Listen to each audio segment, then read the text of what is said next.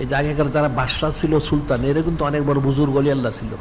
এখনকার যারা অলি আল্লাহ দাবি করে, এগুলি ওনাদের খাদেম খুদ্দের উপযুক্ত না। এই সুলতান মাহমুদ তার খাদেম ছিল আয়াজ, তার একটা ছেলে ছিল, তার এই নাম ছিল।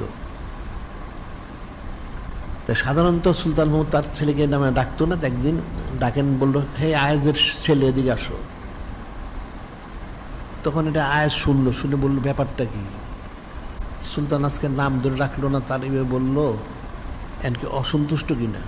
সে এসে বলল সুলতানকে, সুলতান বেয়াদবি মাফ করবেন, আমার কি কোনো ভুল ত্রুটি হয়েছে?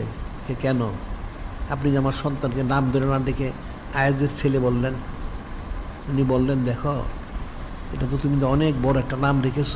আমি সাধারণত এই নাম মোবারক অজু ছাড়া স্মরণ করি না, বলি না, অজু ছাড়া।